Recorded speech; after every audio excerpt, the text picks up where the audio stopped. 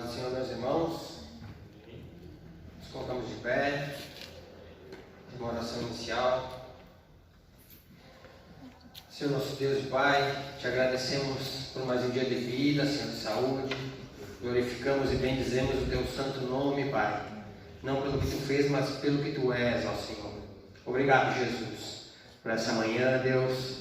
Tua misericórdia ter descido sobre nós mais uma vez. Obrigado, Senhor Jesus, pela graça, Pai, que tu tem nos alcançado, por tu tem nos resgatado, Jesus, do fundo do abismo, ó Pai, por estar nos dando força a cada dia, Senhor, para lutar contra o pecado. Obrigado, Senhor Jesus, por estarmos aqui, Deus, na tua casa mais uma vez, Senhor. Nós nos prostramos, Senhor, aos teus pés, Pai, e pedimos, Jesus, que tu abra o nosso entendimento nessa manhã, para que a gente possa, Senhor, entender e compreender, Deus, a tua palavra que será ministrada ao Senhor, através do nosso professor nessa manhã.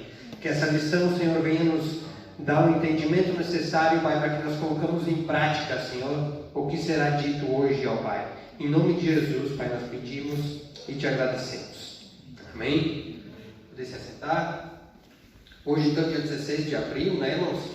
Vamos dar início aqui à lição número 3 da nossa Escola Bíblica Dominical, que tem como título Ciúme, o mal que prejudica a família. O texto áureo de hoje se encontra em Tiago 3,16. Porque onde há inveja e espírito faccioso, aí há perturbação e toda obra perversa. A verdade prática nos diz que o ciúme é uma obra da carne e só o fruto do Espírito é capaz de superar as consequências ruins dessa emoção. Né, irmãos? Então a gente precisa estar sempre vigiando e orando, né, e buscando que floresçam os frutos, né, do Espírito, para que a gente possa lutar contra essas coisas aí. Vamos então louvar o hino. Qual que é o número? 432, então, nessa manhã. Amém?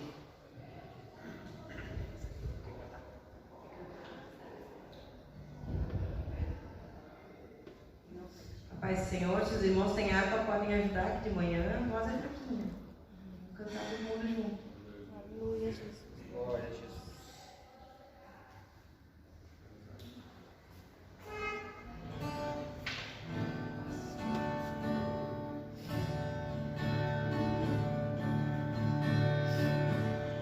Minha vida seja assim, consagrada a ti, Senhor. Possa sempre tu por mim operar o teu amor, a minha alma lava, Salvador, no teu sangue puro carmesim. Minha vida toma para ser Senhor, tua para sempre sim. Que meus pés somente vão onde os santos possam ir, numa eterna canção, minha voz se faça ouvir, a minha alma lava, Salvador, no teu sangue puro carmesim. Minha vida toma para ser Senhor, tua para sempre sim. Seja o meu tempo já consagrado em teu labor, que meus lábios, Jeová, falem só do teu amor, a minha alma lava, Salvador, no teu sangue puro carmesim. Minha vida toma para ser Senhor, tua para sempre sim. Toma, ó Deus, o meu querer, faz-o teu, ó Salvador, hoje habita no meu ser, enche-me do teu fervor, a minha alma lava, Salvador, no teu sangue puro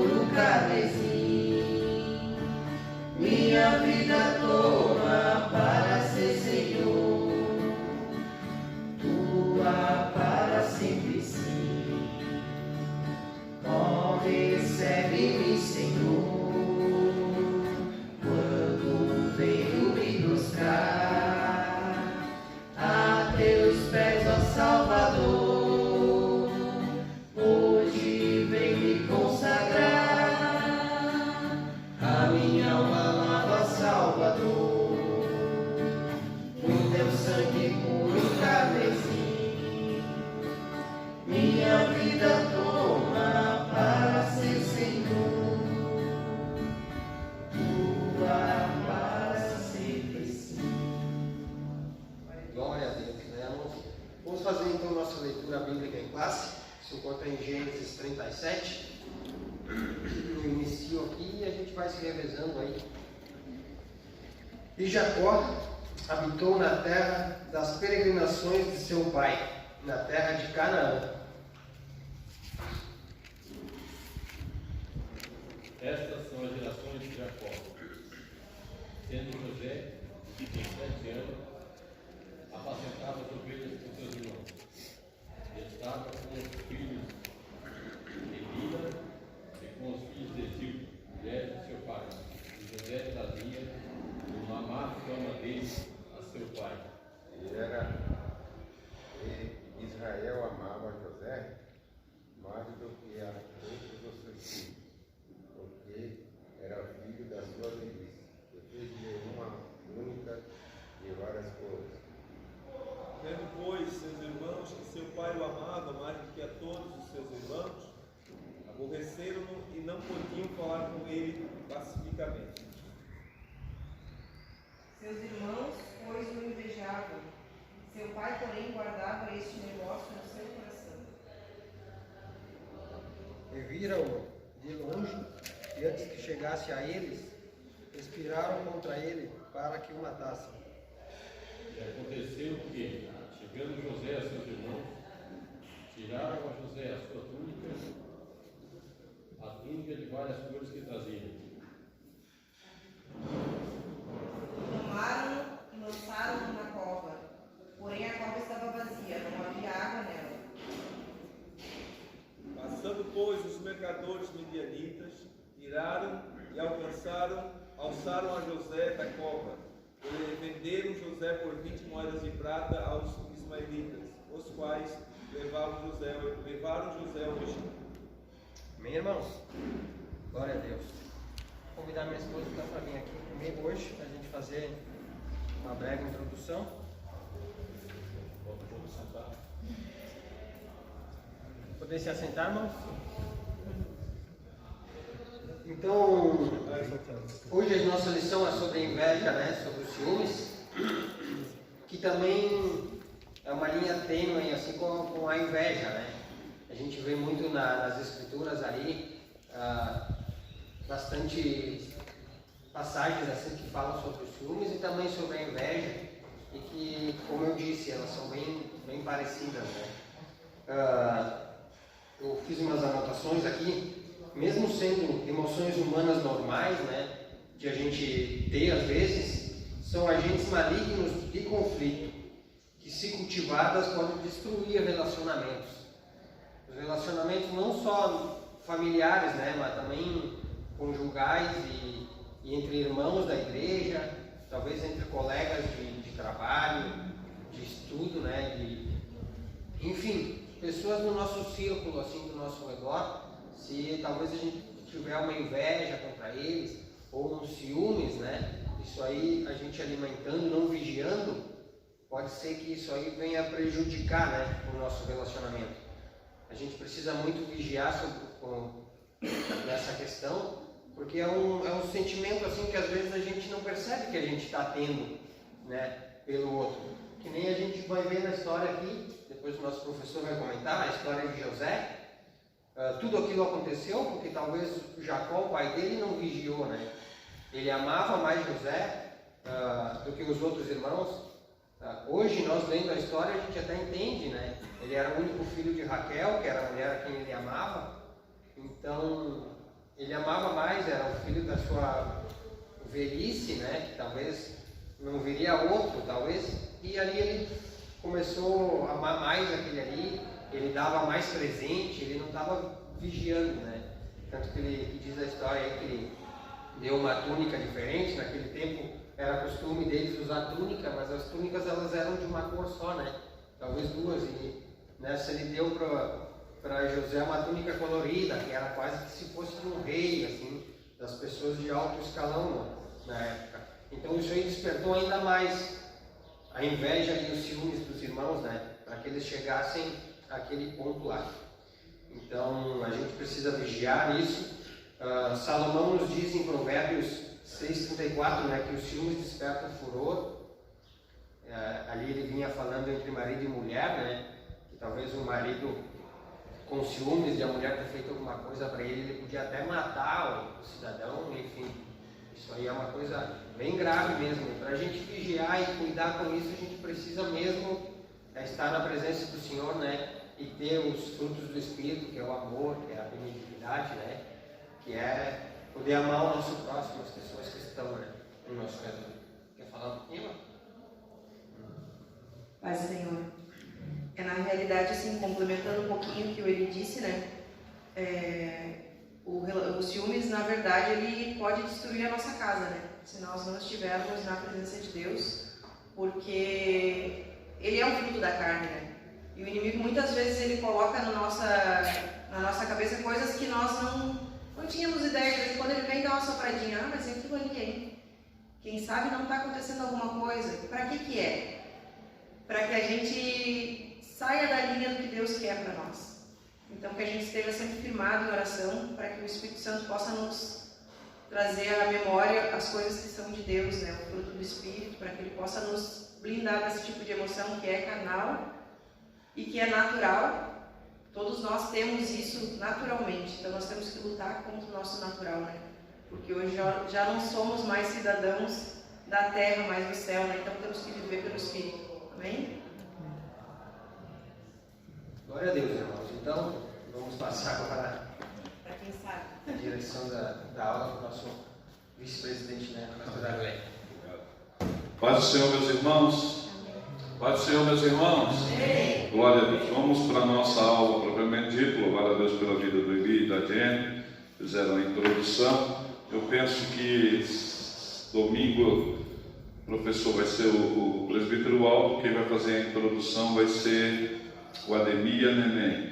Nós tínhamos a lição 5 em aberto. O senhor pode pegar, presbítero Jean, que é esse domingo ou outro? Pode? Motim em família, tá?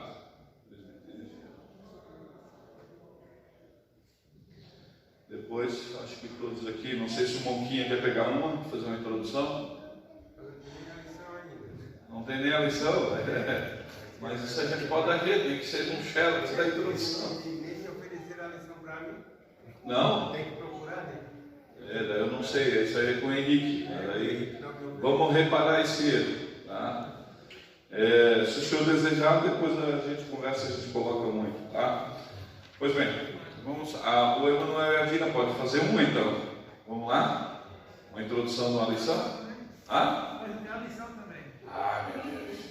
Tá, mas isso é fácil, um xerox, manda a lição vir, manda cópia, tem PDF. Vocês são jovens e fáceis de achar esse assunto, tá? Então vamos lá. Então já vamos definir aqui. O irmão Quinha fica na lição 9, tá? 9 aqui. Não, vou inverter, porque aqui vamos falar. Aqui, ó. O Quinha fica na lição 8. O Quinha e a irmã Sandra. E o Emanuel e a Dina fica na lição 9. O Quinha é a importância da paternidade na vida dos filhos. E a Dina e o Emanuel é uma família nada perfeita. Fazer alguma abordagem nesse sentido. Ok? Vamos lá. Não tem nada a ver com o título, né? Não tem nada a ver com o título. Aqui eu inverti porque paternidade vocês não são. Aí eu acho que o Pia fala com mais propriedade. Vamos lá. Nossa lição de número 3, nós vamos abordar um pouquinho sobre, ainda estamos abordando a questão da perspectiva do relacionamento de família. E nessa lição 3 nós vamos falar sobre o ciúme e o mal que prejudica a família. Nós ainda vamos ficar dentro do livro de Gênesis, né? Todas as abordagens que a gente está fazendo no início, está vindo com experiência, principalmente na casa patriarcal, principalmente na estrutura patriarcal da nação de Israel. Percebam, toda a referência que nós temos bíblica de espiritualidade no Antigo Testamento é oriunda da casa patriarcal, é oriunda dos patriarcas. Mas percebam que a gente já está fazendo 3 lições sobre problemas familiares, problemas de conceito de família, problemas de abordagem entre pais e filhos, dentro da estrutura patriarcal. Então percebam que se Abraão, Isaac e Jacó não tiveram relacionamentos perfeitos e não foram pessoas perfeitas em todo o modo de viver, é possível também que nós vamos achar falhas e coisas a ser corrigidas também no nosso meio, também nos nossos dias, tá? Então dessa vez nós vamos vamos dar um pouquinho sobre a história de José. Então quem é José? José é filho de Jacó. Nós sabemos que José, ele era para ser uma das tribos, mas dada a condição do seu ministério, dada a condição da sua chamada, ele foi elevado ao posto de patriarca. A Bíblia deixa claro isso em outros textos, que chama José literalmente de patriarca. Em alguns textos a Bíblia até chama os 12 patriarcas, no sentido de remontar a estrutura organizacional, a estrutura quanto nação de Israel, que oriunda, obviamente, que se origina na questão das 12 tribos. Mas patriarca mesmo, nós temos ali Abraão, Isaac, Jacó e José. José era para assumir uma cabeça de tribo, mas como ele ascendeu ao posto de patriarca, diz a palavra, e ele gerou 2 filhos. Ele gerou Manassés e Efraim, 2 filhos que foram gerados lá no Egito com Asenat. Aí a Bíblia vai dizer que um desses filhos vai assumir o lugar de José, e o outro filho de José vai assumir o lugar de Levi, que vai para a tribo sacerdotal. E aí agora nós mantivemos aí o número, a expressão numérica de 12 tribos. Então quando você vai ver lá, eu já vi alguns pregadores, cara, isso é só um erro que não interfere nada no teor da mensagem, mas alguns pregadores cometeram esse tipo de erro, porque os filhos de Jacó eram, aí vai lá, Judá, Rubem, Levi, tal e tal, Manassés e Efraim. Manassés e Efraim não eram filhos de Jacó, eram netos. Manassés e Efraim não eram filhos de Jacó, eram netos. Então, só para a gente situar e a gente entender um pouquinho. Então, José é o jovem filho de Jacó que se tornou governador no Egito, se tornou o 2º nome de toda a terra. Então, quando a gente diz assim, não, ele não era algo, não, sim, era. Então, você imagine uma espécie de um império global, e você imagina alguém que está no trono, dominando todo esse império global, e o segundo em poder, tá? É essa pessoa. Segundo em poder, quando o faraó estava no trono, porque quando o faraó não estava no trono, José era o primeiro em autoridade. Percebo que faraó limitou o poder de José somente quando ele estivesse sentado no trono. Serás menor do que eu, ou não serás maior do que eu, exceto quando eu estiver no trono. Então percebo que era de grande relevância, dada a circunstância e o papel que o Egito exercia no mundo de então.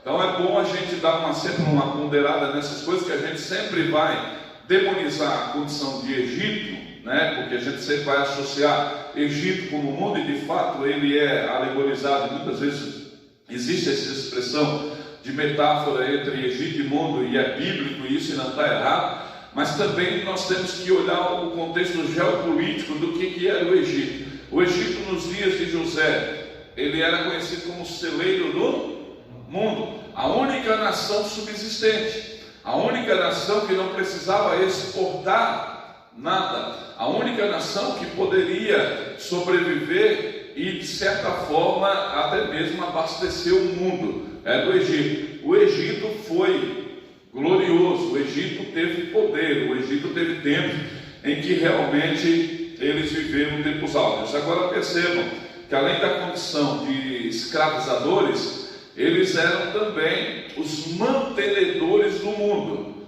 Tanto é que quando Abraão vem da Mesopotâmia e desce, e ele peregrina pela terra da promessa, por Canaã, e a Bíblia diz que o que houve nos dias de Abraão foi fome e seca. Fome seca. Para onde Abraão migrou? Para o Egito. Ele foi para lá, agasalhou-se lá, sobreviveu lá, até que de lá foi tirado de novo para cumprir o propósito de Deus. Então, só para a gente expandir nossa visão do Egito em relação aos dias de José. Vamos falar um pouquinho sobre o conceito de ciúme, tá? Conceito de ciúme. Ele já falaram alguma coisa aqui, mas vamos tentar aqui abrir um pouquinho mais o conceito de ciúme.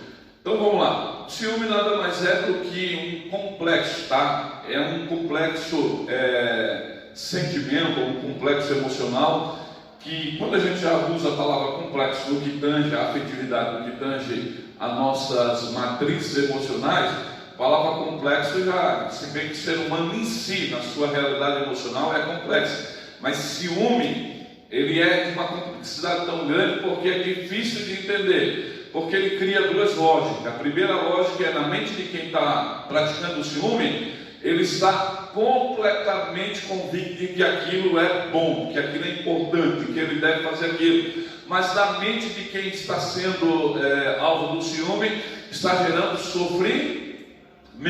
Então o ciúme na mente de quem está exercendo pode gerar uma espécie de prazer, e na mente de quem está sendo alvo pode gerar uma espécie de sentimento penoso. E isso é a complexidade do que é o ciúme. Então a gente precisa entender que nós estamos lidando com uma demanda emocional. E a demanda emocional não existe uma tabelinha que você vai lá consultar e diz, bom, toma 2 pílulas aí, dois medicamentos e regula tudo e dá tudo certo. Não é uma questão hormonal. Se bem que uma descarga emocional pode afetar a tua condição emocional, mas o ciúme é realmente uma matriz puramente emocional. Deu para entender? Sim ou não? Dá para entender? Por exemplo, é possível que nós ficamos mais agitados dado ao nível de estresse. É possível que, se os nossos índices de hormonais oscilam, ou seja, os níveis basais começam a oscilar, vai alterar toda a nossa condição emocional. Isso é verdade, e a gente tem muita gente aí que às vezes está vivendo uma pilha de nervos, né? Aquela expressão que a gente usa, está vivendo aquela montanha russa emocional. Ele vai consultar o endócrino vai lá dar uma reguladinha em alguns hormônios, dá uma diminuída no cortisol, dá uma aumentadinha na dopamina, dá uma reguladinha na serotonina e vai aqui, né? Segura um pouquinho a adrenalina, às vezes alguma glândula tua, quer seja uma glândula endócrina ou não, esteja ali desregulada, não esteja produzindo, pode ser que tenha alguma alteração no hipotálamo, na hipófise, aí tu está aí, vivendo aquilo tudo. Tem que fazer um tratamento canal, e eu disse para o dentista, só dói das 3 horas da tarde em diante. Falava para a Jussara assim, tu estás emdoidando, então não é canal, só dói das 3 horas em diante. Aí eu falei para o dentista, ele disse, é por causa do teu cortisol. Automaticamente o teu sistema imunológico trabalha, a tua mente está ali. Isso aí. E ali o cortisol vai baixando, a imunidade começa a cair, então começa a doer. E geralmente vocês já viram que, por exemplo, algumas doenças que estão intimamente ligadas com a condição endócrina, elas são mais fortes às 6 da manhã e às 6 da tarde, a partir do começo da manhã e começo da tarde. Vocês já perceberam isso? Você está bem com o quadro de gripe ali, de repente está bem durante o dia, estou bem, estou tranquilo, também quando dá 6 horas ela dá um pico e a doença vem mais forte. Depois tu passa a noite bem, quando dá 6 da manhã tu já está mal de novo. Sabe o que é isso? É exatamente isso. É porque é um momento de aceleração e desaceleração do teu sistema endócrino. Como não é aula de fisiologia, não é aula de endocrinologia, só estou falando que às vezes é possível que algumas coisas estejam intimamente ligadas. Porém, nós vamos trabalhar a questão de ciúme no que tange a questão emocional mesmo, e principalmente no que o Eli falou como obra da carne. Tá bom? Vamos lá. Deu para entender alguma coisa, senhora? Deu mesmo? Amém. Vamos lá. Vamos lá. Diferença entre ciúme e zelo. Vamos lá. Qual é a diferença entre ciúme e zelo? Bom, é bem assim, bem fácil da gente perceber que a pessoa às vezes exerce um ciúme descontrolado e alega somente ter zelo. Já viu? Não, é porque eu tenho zelo. Não, é porque é proteção, é super proteção. É porque eu te amo. Aí a vontade é de olhar, então me ame mais, me ame menos, melhor dizendo, né? Então me ame menos. Por quê? Porque isso não é amor. Isso não é amor. Então o ciúme, ele está intimamente ligado com a questão de possessão, de domínio. Possessão. Ele objetifica a pessoa, ou bem amado, ou aquela coisa. O zelo está intimamente ligado com proteção. Então qual é a diferença entre ciúme e zelo? O ciúme sempre vem com a roupagem de possessão, de domínio, até mesmo de opressão. O zelo vem com o sentido de proteção. Então você só vai exercer uma espécie de zelo quando o bem-amado estiver em perigo. Pode ser um perigo até de um flerte, não tem problema, mas só que tem que ter o flerte, vai ter que estar acontecendo, e não uma coisa criada, uma engenharia, tá? Criada na mente do ciumento, porque o ciumento, ele catastrofiza tudo, né? Um paz do Senhor pode ser quer dormir comigo? Na mente do ciumento é mais ou menos assim. Ele começa a desconfiar demais, ele é inseguro. Perceba, o problema do ciumento não é que ele ama demais, o problema do ciumento é que ele é inseguro. Ele não exerce, ele não cria mecanismos de confiança, ele não cria mecanismo de lealdade, exceto, obviamente, se todo esse mecanismo dele foi bombardeado, foi quebrado pela pessoa que ama, porque daí tem o outro lado da moeda também. Nós vamos trabalhar um pouquinho. Tem a questão também de como a pessoa é, né? Porque às vezes ela é uma pessoa que é desleal e ela acaba por ela mesma. Ela introjeta. Sim, ela introjeta isso aí, é muito. É a psicologia do reverso, né? A psicologia do espelho. A gente introjeta na pessoa aquilo que a gente geralmente é. Então, se eu sou inseguro em relação a algumas coisas, eu vou introjetar isso na pessoa. Logo, eu quero fazer daquela pessoa tão insegura quanto eu sou. Isso aí a gente também tem que trabalhar, tá? Mas vamos lá. Qual é a diferença entre ciúme e zelo? Bom, ciúme é um mecanismo puramente humano. Zelo é um mecanismo divino. Você nunca vai, apesar de no português você ouvir a expressão Deus tem ciúme de ti, a expressão ali é antropopática, uma expressão meramente humana para tentar traduzir aquilo que Deus realmente significa em cima de nós, lá em relação a nós. Então sempre quando Deus usa de ciúme, é ciúme no zelo, no sentido de proteção, não no sentido de possessão, de opressão, sabe, de oprimir. Não, é no sentido de proteção. Lembra quando Jesus vai lá e pega o chicote, o azorrague, e começa a virar as mesas e quebrar e solvar os cambistas do templo? Qual é a expressão, qual é a profecia, qual é o texto que justifica a ação de Jesus? O zelo pela tua casa me consumiu. O zelo. Ele está vendo tanta coisa errada que ele teve ciúme do pai. E esse ciúme é no sentido de zelo. Percebam que ele não vai falar e não faz um discurso verborrágico, ou seja, ele não vai lá e cria toda uma narrativa para expressar: gente, não façam isso, que o pai não merece. Não é isso. Ele vai e age. Ele protege o nome do pai dele dentro do templo. Isso aqui é casa de oração. Isso aqui não é casa de cambista, não. Isso aqui é para glorificar o nome do meu pai. Não é para vocês fazerem o que vocês acham. Estou com zelo dele. Então o zelo está intimamente ligado com proteção. O ciúme está intimamente ligado com possessão. Deu para entender isso? Alguém quer acrescentar mais alguma coisa?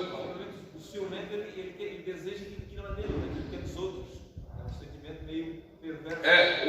O ciumento. Bom, eu poderia falar, como a Jenny e o Eli fizeram aqui, eu vou pegar o gancho do alto também. a diferença também entre ciúme e inveja. Qual que é a diferença? Bom, não, mas existe uma diferença bem básica aí. Ciúme é uma... Mas aquela coisa material assim, né? O ciúme tem pessoas, né? Tá, deixa a Undina falar, depois a senhora fala. Ciúme porque a gente já tem, inveja do outro. Isso aí, vamos lá? Eu acho ciúme em pessoas, casais, inveja já é coisas materiais. Também está correto, vamos lá. O ciúme é a possessão pelo bem amado. A inveja é o desejo por algo que a gente não tem, ou o amor por algo que a gente não tem. No ciúme, como eu já tenho bem, então eu uso de possessão. Na inveja, como eu ainda não tenho, então eu uso de desejo. Dá para entender? A diferença básica é isso. O ciúme está intimamente ligado com aquilo que eu já tenho. A inveja está intimamente ligada com aquilo que ainda não tenho, mas desejo. Logo, o que desperta mais desejo, aí eu pego o gancho da Sandra, é exatamente isso. O ciúme é também, especialmente intimamente ligado, e a gente aplica muito mais ele, a questão de pessoas. Mas é possível, Sandra, ter ciúme de um carro? É, né? É possível ter ciúme de uma casa? É possível ter ciúme de uma Bíblia? Eu tenho ciúme dessa Bíblia aqui. Ah, eu tenho, né? Não um ciúme descontrolado, não é que você não pode pegar. Deixa eu tirar meus esboços, aí você pode. Mas também não é como um zelo. Pode ser como um zelo, né? Que eu gosto dela, eu sinto que eu tenho que proteger essa Bíblia porque ela me protege. Vamos lá. Então, a inveja é pelo desejo de algo que a gente não tem. É o desejo de algo que a gente não tem. E aí eu posso perguntar, geralmente eu desejo uma casa que o fulano tem, um carro que o fulano tem, um emprego que o cara tem, um ministério que a pessoa tem. Eu posso desejar, não só desejar, mas posso desejar a pessoa dele, a pessoa que ele tem? Posso ou não? Porque existe o desejo e a inveja está intimamente ligada com a cobiça. Então eu posso também invejar, por exemplo, eu queria ter a esposa que ele tem, eu queria ter o marido que ela tem, eu queria ter os filhos que ele tem. Eu também posso percebo que ciúme, zelo, inveja, cobiça são quase sentimentos ou ações que estão na mesma prateleira, com algumas variações, tá? Ok? Vamos lá. Qual é a diferença entre afeto e favoritismo? Vamos lá. O que eu, de repente, eu gosto do algo? Eu tenho afeto por ele. Qual é a diferença entre eu ter um afeto por ele e eu ter favoritismo por ele? Eu gosto do Jean, e aí eu tenho um afeto pelo Jean. E de repente, afeto aqui, presta atenção. Por isso que a gente, eu fui afetado. A expressão afetado é exatamente isso. Afeto no sentido de afetação, sentimentos que mudam ou que causam reações em nós, tá? Então o amor nos afeta, sim ou não? O ciúme nos afeta, sim ou não? Sim, esse tipo de comportamento, quer seja emocional, psicológico, até mesmo de ação prática, nos afeta. Então eu sou afetado. Qual é a diferença quando eu digo assim, não dê bola para isso? Eu estou dizendo, gente, não se permitam ser afetados. Então, afeto pode ser qualquer tipo de sentimento. Só que hoje a gente vai lá e faz uma espécie de conceito, né, moderno para afeto. Afeto está intimamente ligado com coisa boa, com carinho, com amor, com algum gesto assim, de humanidade. Mas vamos entender dentro desse contexto que afeto é carinho e favoritismo é o quê?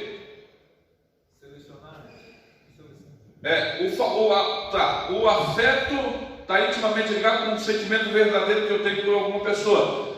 O favoritismo pode comprometer a ética e a moral desse meu sentimento. Sim ou não? Pense comigo.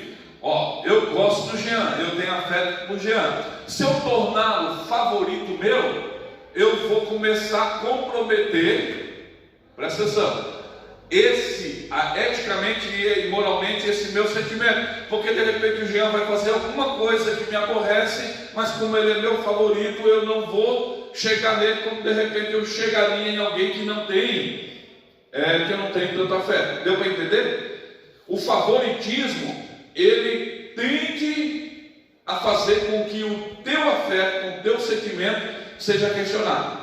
Por isso que é importante que dentro da matriz estrutural relacional do casamento, tá, e da família propriamente dito, o pai possa expressar afeto e minimizar favoritismo. Porque o favoritismo é um mecanismo quase que de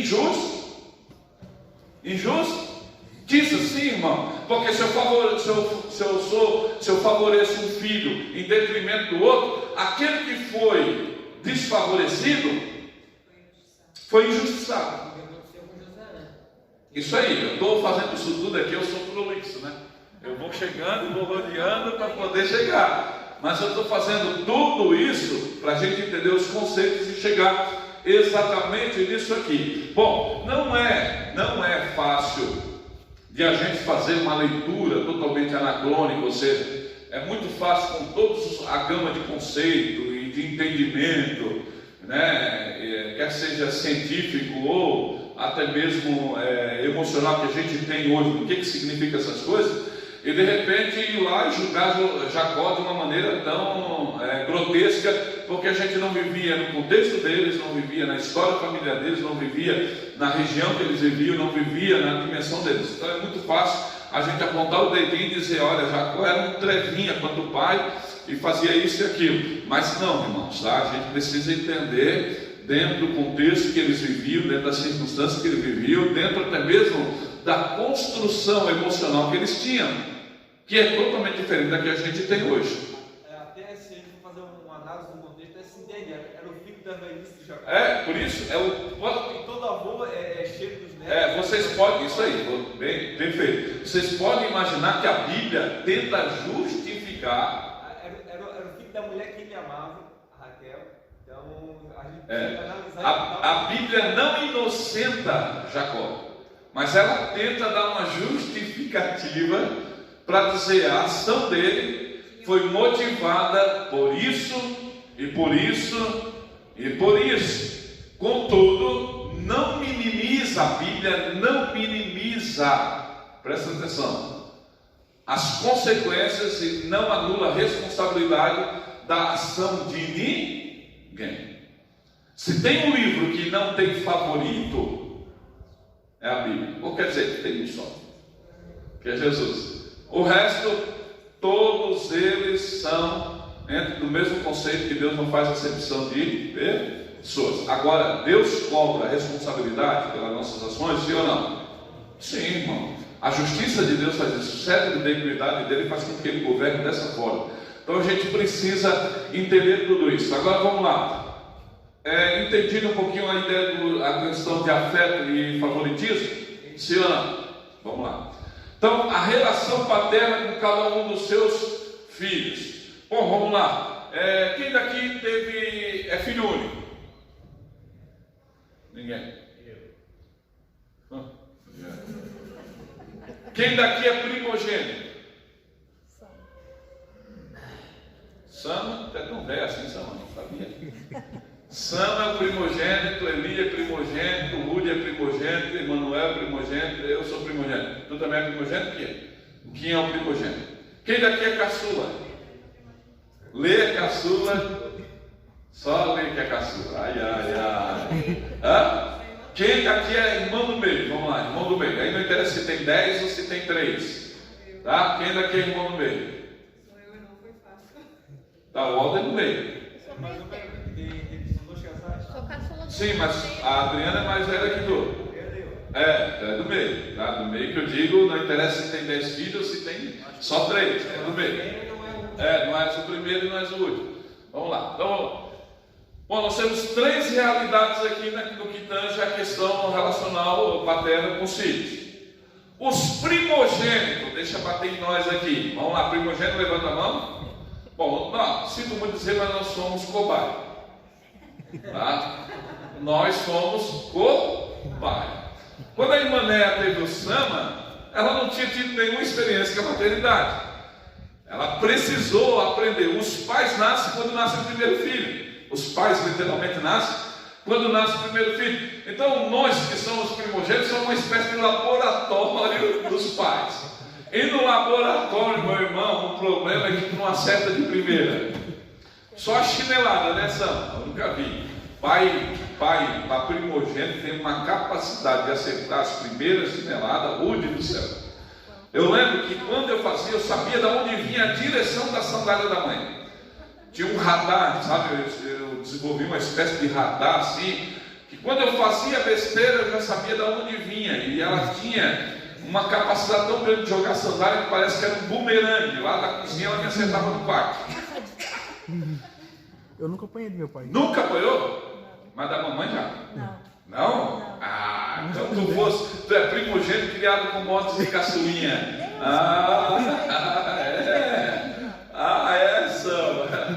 Tá, vamos lá. Então nós somos um laboratório do pai. O pai nasce junto com os primeiros filhos, sim ou não?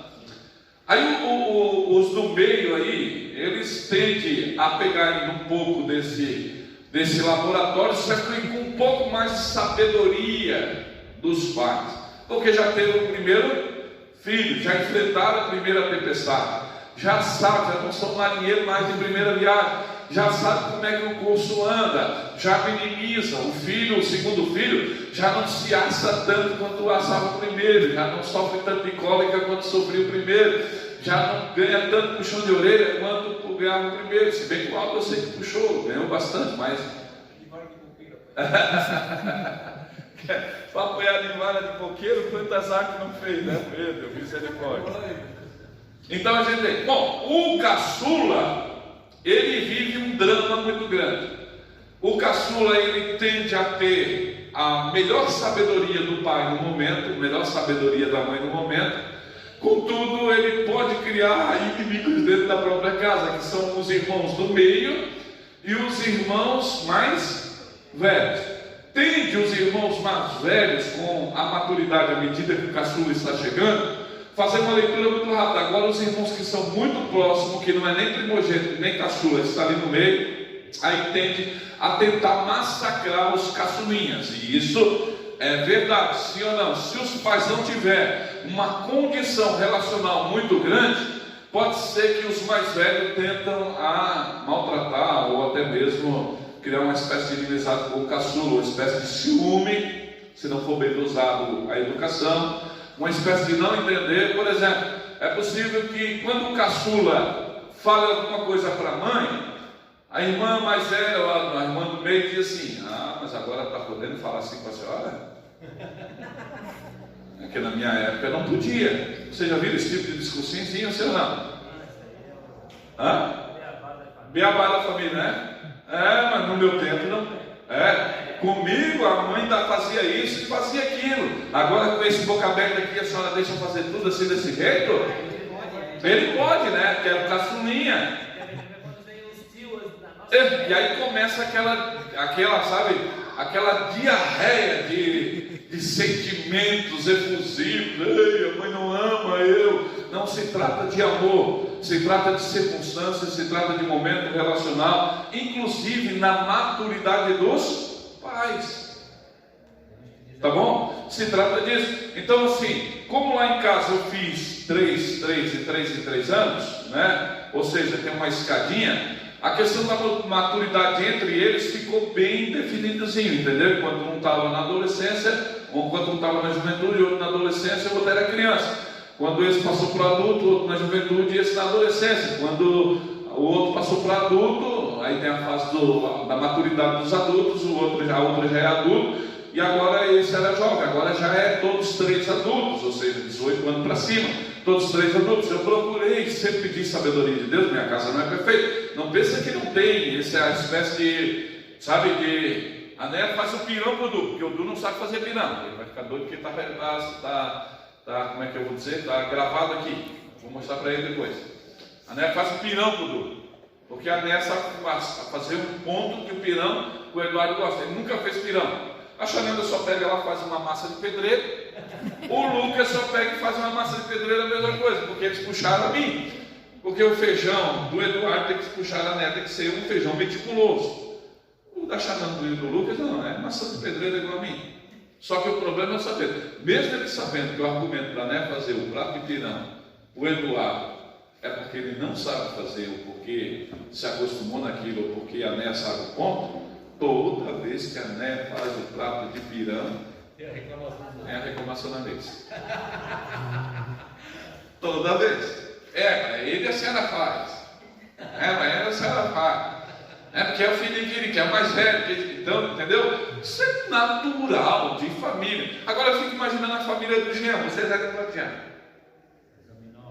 Meu Deus. Não tinha nem farinha. Tu era quanto tinha? 14? Hã? 12? Tu era mais velho? Pô, tu sovasse um bocado dos caçula, né? Dá pra dizer, dá pra ver. Tu tem.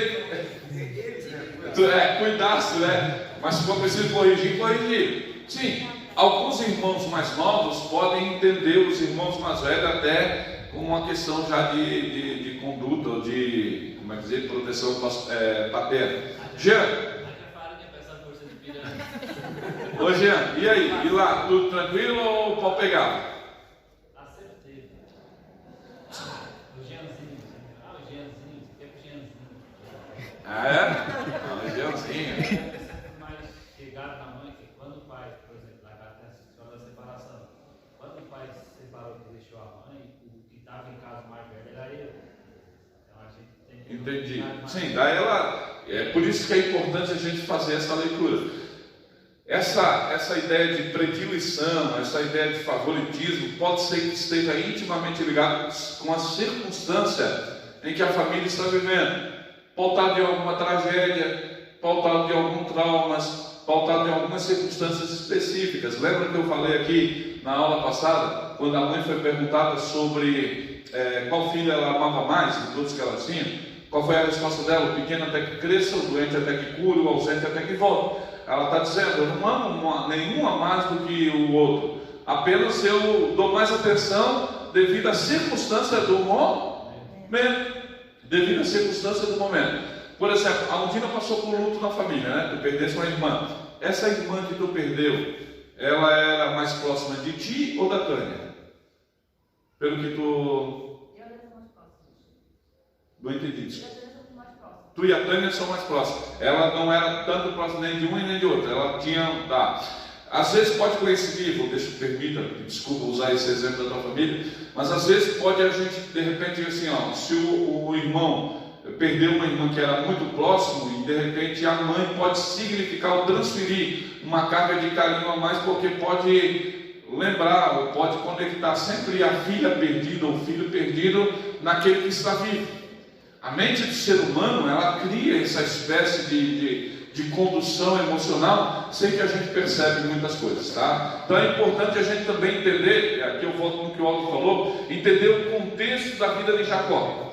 O camarada está velho, a Raquel é a mulher do seu coração, é a mulher que ele amou desde o primeiro impacto, desde amor à primeira vista. Tem gente que não acredita, mas tem. Quando Jacó botou a Elisandra, aqui todo mundo fazendo coraçãozinho pro que passando ali, amor à primeira vista.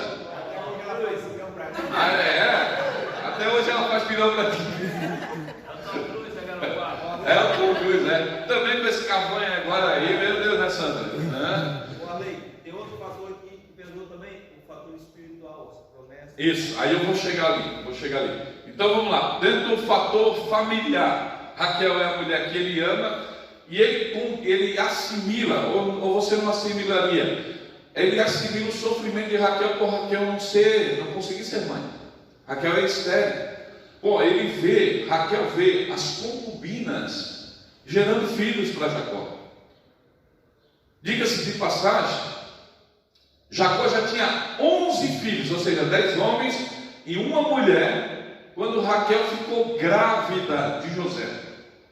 Ou seja, Rubem já era grande, já era adulto, quando Jacó nasceu. Quando Jacó não, quando José nasceu, até não poderia, né? Como é que o bebê vai ser adulto quando o pai dele nasce? 20, 30 anos, eu acho. Já tinha maturidade. Agora imagine as circunstâncias. Então vamos lá, aquilo que o Alto falou, o José já não vem mais nos moldes de filho lá de primeira carreira. O José já vem nos moldes de avô, de neto, melhor dizer, de neto. Entendeu? Apesar de ser pai, mas já é quase uma condição de neto. E os avós, quem é que já é avô aqui? A irmã, tem dois aqui. Vocês sabem porque vocês estão na lista negra das famílias, né? Os avós. Vocês estragam a educação dos filhos. Sabe por quê? Sim, porque vocês dão carinho sem a responsabilidade de educar. Sim, todo mundo diz assim, olha. Sim, eu converso com bastante avós que eu estou doido para ser avô. Eu pergunto, como é que é esse avô? É uma maravilha. Como assim é uma maravilha? A gente estraga, dá mimo. E o negócio, não, é responsabilidade do pai e da mãe. Eles que dizem, meu negócio é só aproveitar. Então vocês estão na lista negra, vocês duas, tá bom? Vocês três aí, tá? Não deixa de ser um amor, né? Sim. Mas é um amor sem responsabilidade. É um amor sem responsabilidade. É um amor sem coisa. Não é o caso de José, de Jacó e José, mas também já tem, devido à distância de maturidade que Jacó já tinha quando José nasceu.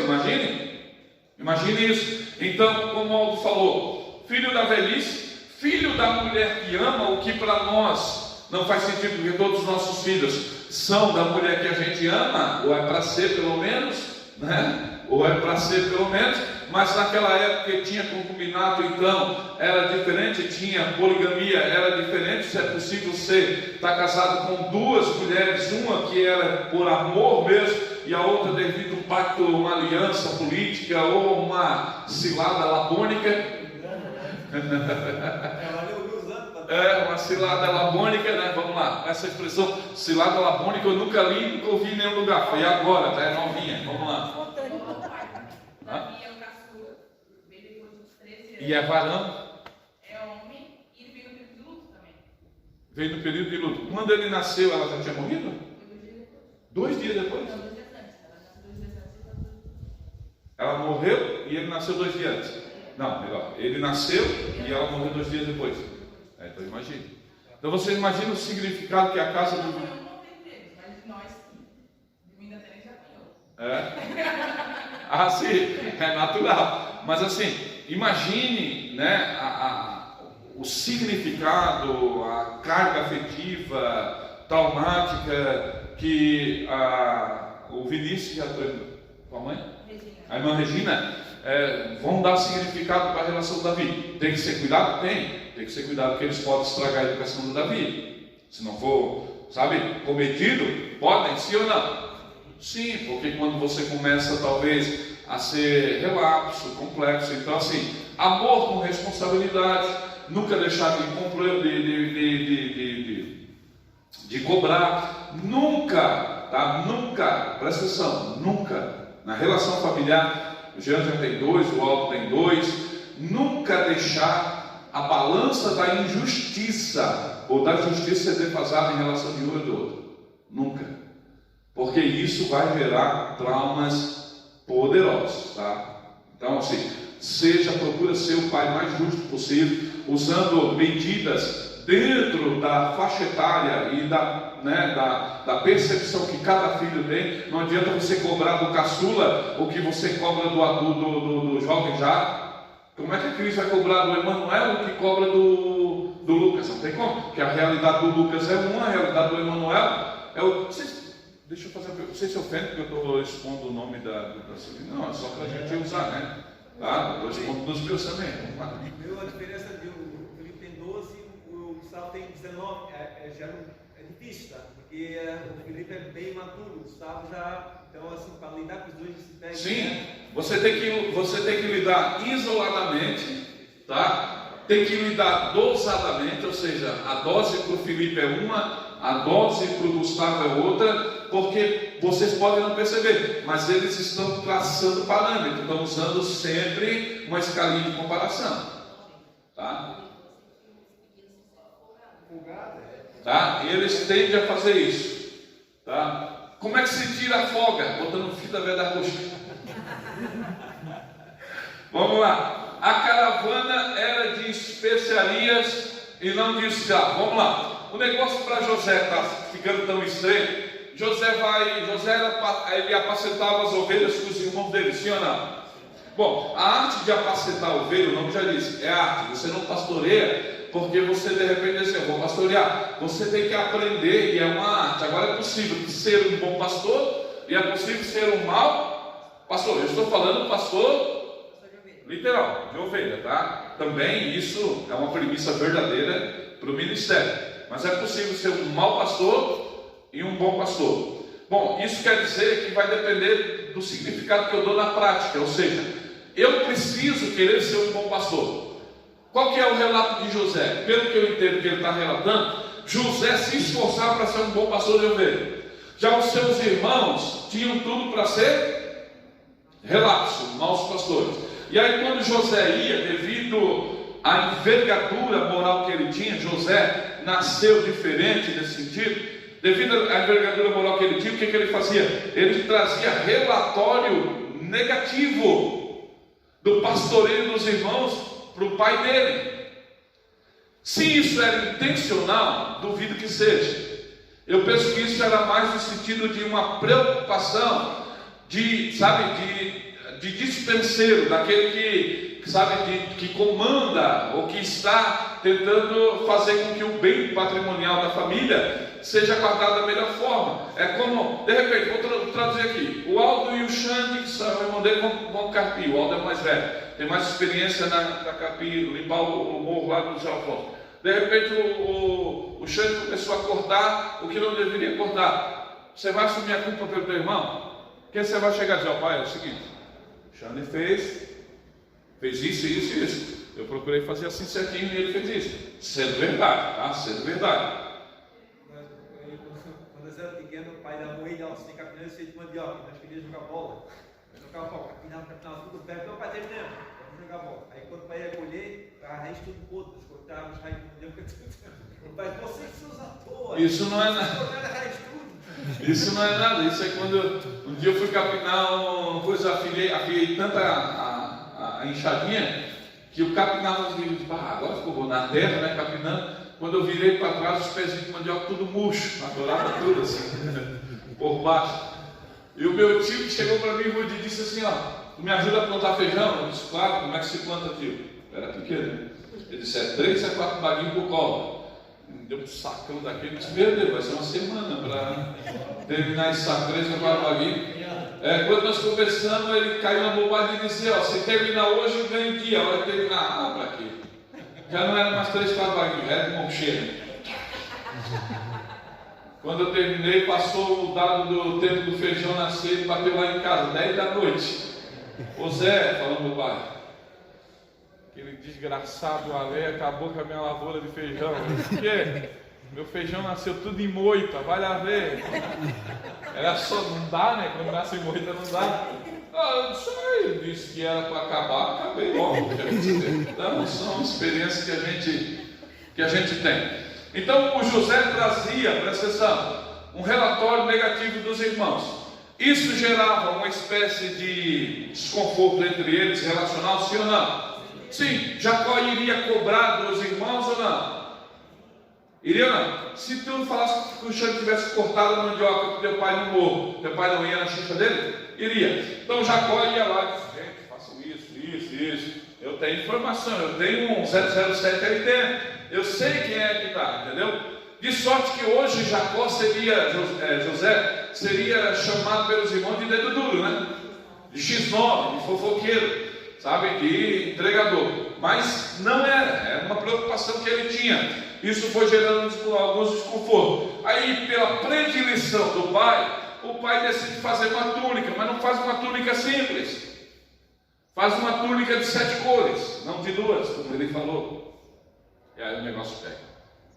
Por quê? Porque a túnica é uma postura cultural da época em que você, de certa forma, declara publicamente a tua predileção por alguém dos teus filhos. Era Jacó dizendo, olha só para vocês, eu estou com disposição do meu coração em dar a sucessão para o mais novo. Eu estou querendo fazer isso. Quando a túnica está ali, beleza, está tudo tranquilo. Quando José sonha e vem e conta um sonho, dizendo que os irmãos vão se dobrar diante dele, aí encheu a tampa da panela. O negócio ferveu na hora. Entendeu? Aí o que acontece? A reunião já não é para dizer, veja como José tem uma cepa espiritual, veja como José é um menino que pode glorificar e honrar a casa da nossa família. Não, a conversa é, como é que nós vamos fazer para parar esse menino? Se vocês disserem para mim que isso não acontece nos nossos dias em relação à irmandade do corpo de Cristo, eu vou chamar vocês de imaturos e de meninos na fé.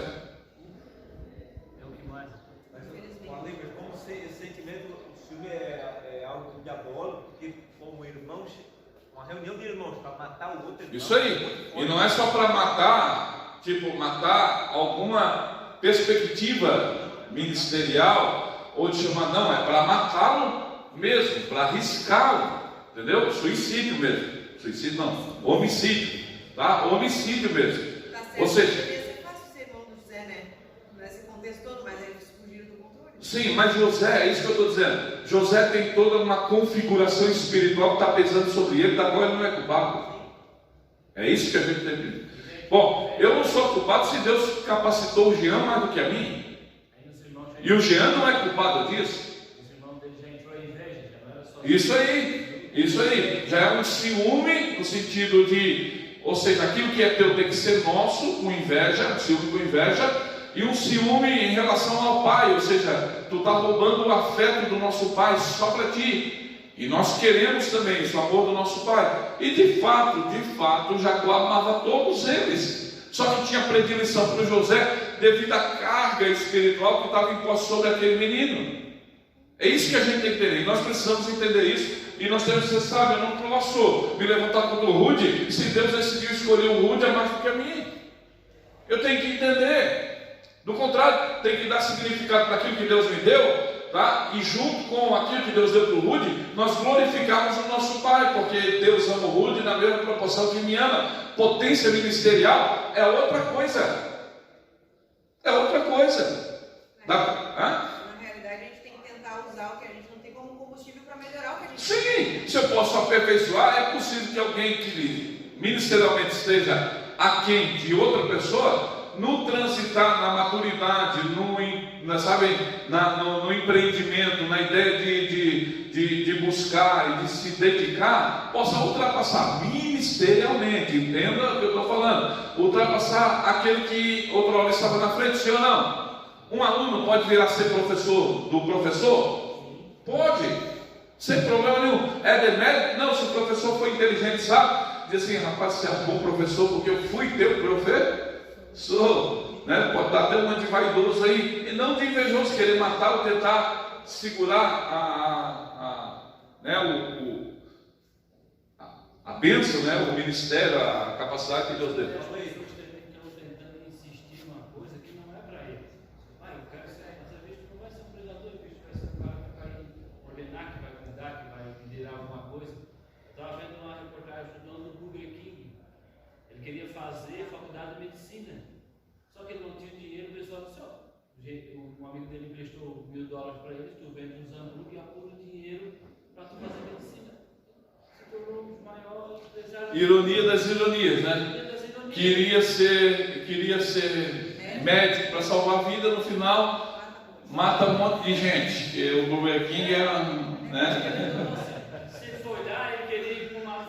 É como a criança que quer ser veterinário depois vira um dono do frigorífico, né? Mais ou menos assim. Perguntou para ele o que tu quer ser, eu quero trabalhar com a do lixo. E deu. E já como mais, eu acho que a gente tem dinheiro da forma como ele usou, na verdade ele tinha essa visão de José, era um cara diferente. É isso aí. Eu vou entrar aqui por causa do tempo, olha só. Tá? Vamos lá. Então a caravana, quando José foi vendido, aí os irmãos vão dizer, vamos matar José. Vamos matar, tá combinado, vamos matar. Aí o Rúben, que é o mais velho, que é o que tem mais maturidade. Gente, segura. ele é sangue do nosso sangue. Matar um irmão tem um peso, um impacto no mundo espiritual que vocês não têm noção. Joga ele no poço, joga ele lá. Se nós jogamos ele no poço, se ele morrer, de certa forma a leitura de Rubem é empobrecida, mas é um mecanismo que ele faz, que ele tem para poder não matá-lo diretamente. Porque se jogar alguém numa cisterna, ele não, só joguei no buraco, não queria matar, não, só queria matar.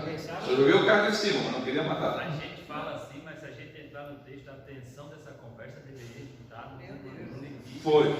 A atenção de se programar para matar o irmão, a adrenalina que ele está. Meu Deus, imagina.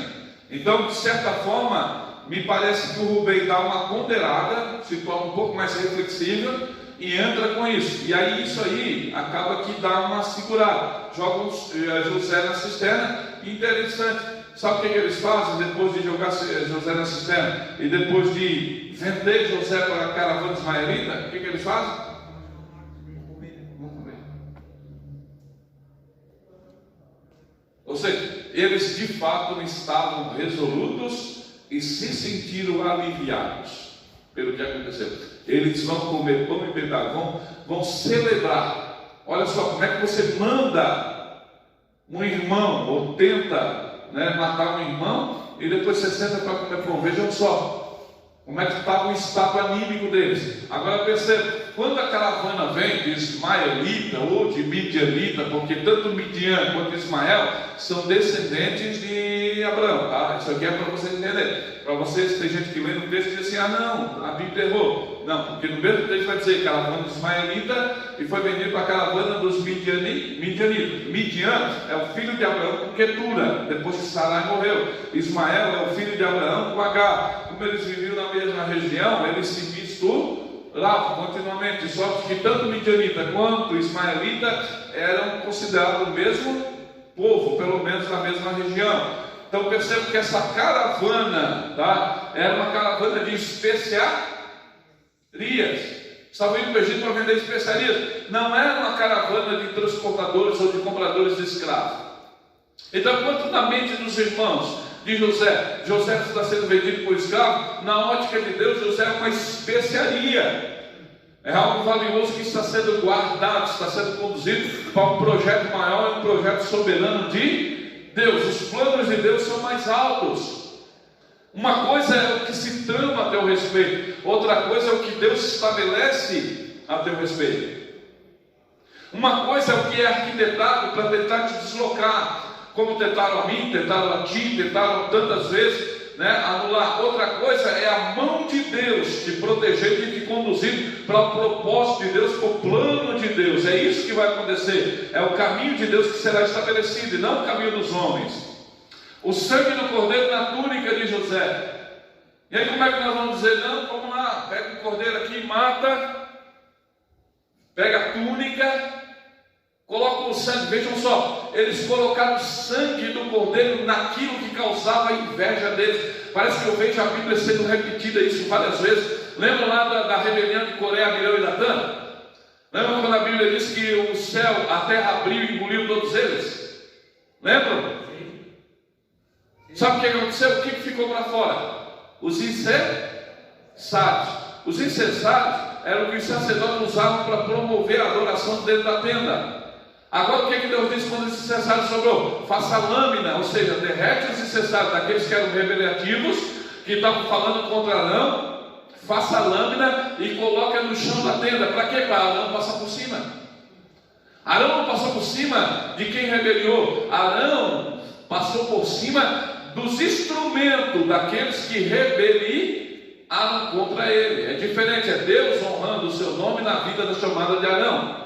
Tá? Eu falei Abraão ou falei Arão?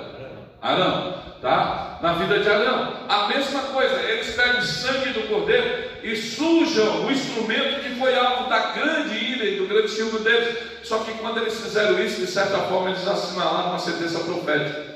Eles assinalaram uma condição espiritual. Eles estavam de forma tipificando, dizendo que o Cordeiro de Deus é o que garante a legitimidade da nossa chamada, é o que garantiu a legitimidade da chamada de José. E suposto, quando a Bíblia assinala isso, a Bíblia está dizendo que José é inocente. E Jacó também é.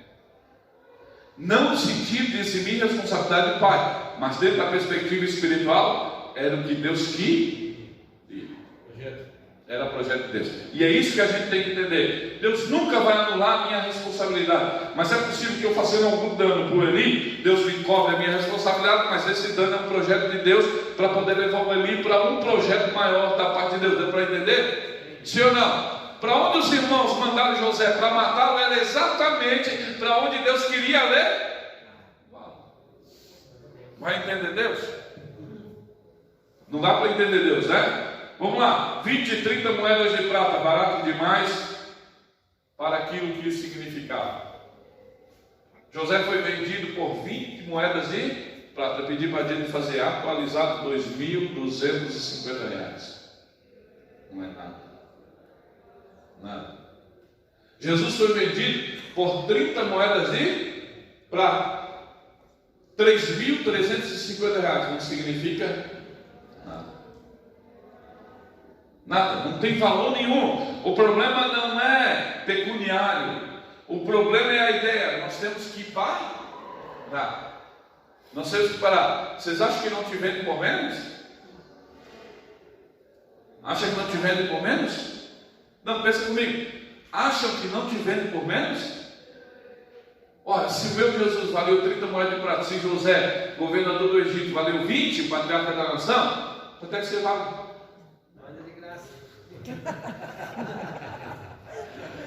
Quanto é que eu valho? Dá para entender? Irmãos, é preciso que a gente entenda. Se José é uma tipificação de Cristo, que foi traído pelos irmãos, e Jesus foi traído por Judas, que era seu irmão, né?